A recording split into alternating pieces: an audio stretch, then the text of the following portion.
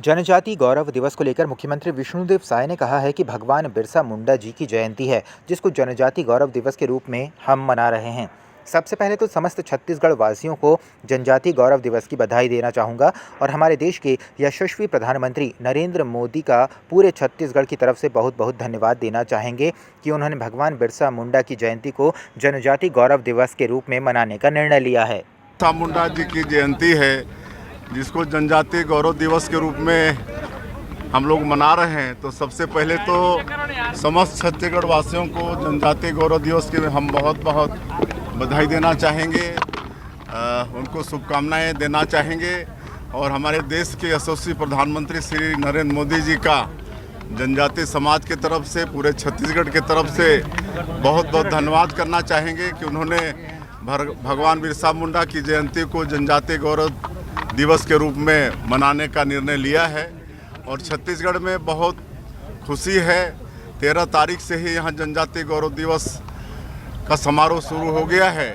आप सबको मालूम है कि 13 तारीख को एक विशाल पदयात्रा वहाँ मैं भारत वॉलंटियर्स लोगों के द्वारा जसपुर में निकाला गया था, जिसमें 15,000 से ज़्यादा हमारे वॉलंटियर्स और वहाँ के जनजाति लोग शामिल हुए थे। और यहाँ राज्य स्तर में 14 और 15 2 दिन का यहाँ पर आयोजन था और इस 2 दिन के आयोजन में 21 प्रदेश के जनजाति समाज के लोग अपनी कला को लेकर आए हैं और प्रदर्शन यहाँ पर कर रहे हैं। उनसे मिलने जुलने का भी अवसर हम लोगों को मिल रहा है और आज प्रत्येक जिलों में भी कार्यक्रम हो रहा है। हमारी सरकार के मंत्री, सांसद, विधायक सभी लोग आज हर जिलों में गए हैं और आज हम लोगों का सौभाग्य है कि हम लोगों को, हमारे प्रधानमंत्री जी को बिहार जमुई से वर्चुअली सुनने का अवसर मिला।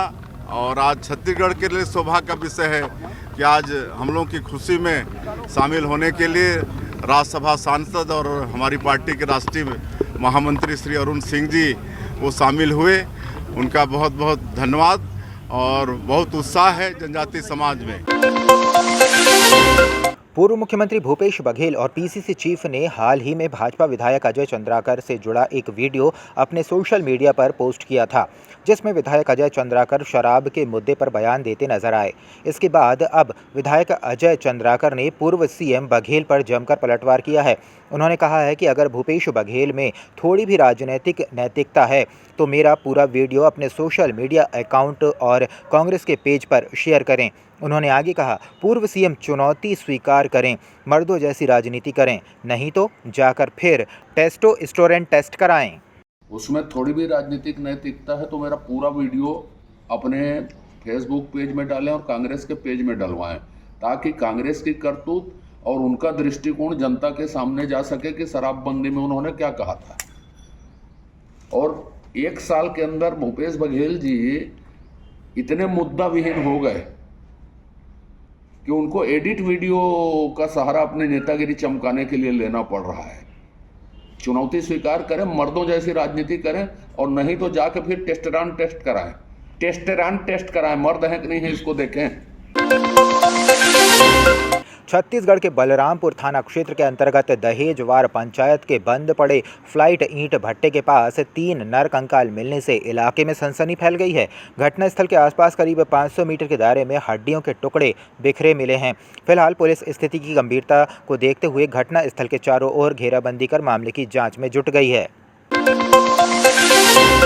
दुर्ग नगर निगम के द्वारा शहर में बढ़ रहे अतिक्रमण के खिलाफ बड़ी कार्रवाई की गई, जहां अवैध कब्जाधारियों को हटाते हुए लोगों को समझाइश, अगर दोबारा अतिक्रमण किया तो उनके खिलाफ सख्त कार्रवाई की जाएगी। इस बारे में जानकारी देते हुए दुर्ग नगर निगम कमिश्नर सुमित अग्रवाल ने कहा है कि अतिक्रमण के खिलाफ लगातार कार्रवाई जारी रहेगी और इस बार समझाइश देकर छोड़ा जा रहा है। अगली बार अगर अतिक्रमण दोबारा कब्जा किया जाएगा तो उनके खिलाफ कार्रवाई की जाएगी। अतिक्रमण को लेकर समय समय पर नगर निगम में और अन्य माध्यम से शिकायतें प्राप्त होते रहते हैं और सभी का परीक्षण करवा के हमारी टीम जो है लगातार जो उड़नदस्ता दल है और अतिक्रमण दल है वो जा रही है और कार्रवाई कर रही है।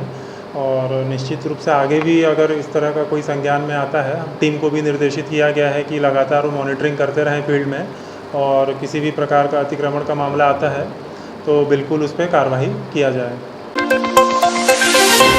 धमतरी जिले में एक शराबी युवक की धमकियों से परेशान होकर कक्षा 10वीं की छात्रा ने फांसी लगाकर खुदकुशी कर ली। वहीं पोस्टमार्टम के बाद शव उनके परिजनों को सौंप दिया गया है। बताया जा रहा है कि अर्जुनी थाना क्षेत्र के ग्राम परसतराई के निवासी 15 वर्षीय भाग्यश्री साहू कक्षा 10वीं की छात्रा थी, जिसे कुछ दिनों से पड़ोस के गांव लोहरसी का एक शराबी युवक छात्रा को परेशान कर रहा था। साथ ही 13 नवंबर को युवक ने छात्रा को स्कूल जाने पर जान से मारने की धमकी भी दी थी।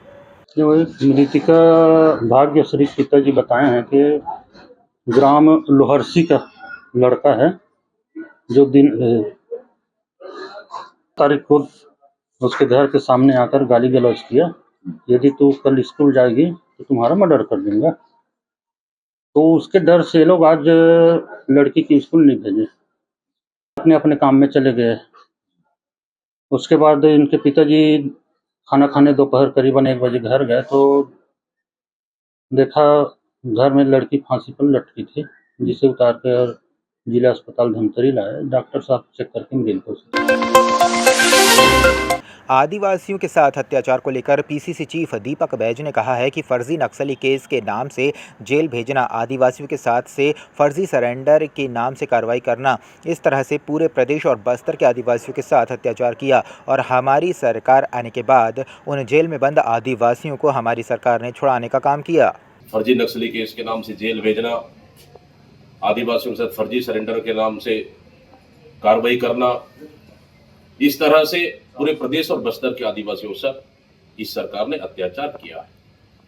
और हमारी सरकार आने के बाद उन जेल में भेजे आदिवासियों को हमारी सरकार ने उनको छुड़ाने का काम किया और आदिवासियों का जल जंगल का अधिकार हमारी सरकार ने देने का काम किया। ये सिर्फ फर्जी आदिवासी के नाम से इस तरह के ढोल पीटना, मैं समझता हूं भारतीय जनता पार्टी को शोभा नहीं देता है, क्योंकि आदिवासी दिवस के दिन आदिवासी मुख्यमंत्री आदिवासी दिवस का बहिष्कार करना, क्या यही है भारतीय जनता पार्टी की परंपरा? इसलिए आदिवासियों के नाम से ढोल पीटना बंद करें, ये दिखावा बंद करें। भाजपा की उद्योग नीति को लेकर पीसीसी चीफ दीपक बैज ने कहा है कि भाजपा 5 साल में 5 लाख, अभी 1 साल हुआ है 1 लाख नौकरी नहीं दे पाई है, अब रोजगार की बात उठा रही है। भारतीय जनता पार्टी चाहे सेंट्रल को देखें, यहाँ को देखें, 2 करोड़ नौकरी देने वाली नौकरी को 10 साल हो गए हैं, नौकरी को नहीं दे पाई। रोजगार की बात ना करें तो ज़्यादा बेहतर है, लेकिन उद्योग नीति भारतीय जनता पार्टी का पूरी तरह फेलियर है। उद्योग नीति यहाँ सफल नहीं हो सकती। 5 साल में 5 लाख, अभी 1 साल हुआ है 1 लाख को नौकरी नहीं दे पाई है। अब रोजगार की बात है, भारतीय जनता पार्टी चाहे सेंट्रल को देख ले, यहाँ को देख ले, 2 करोड़ नौकरी देने वाली वो नौकरी को 10 साल हो गया, नौकरी को नहीं दे पाए।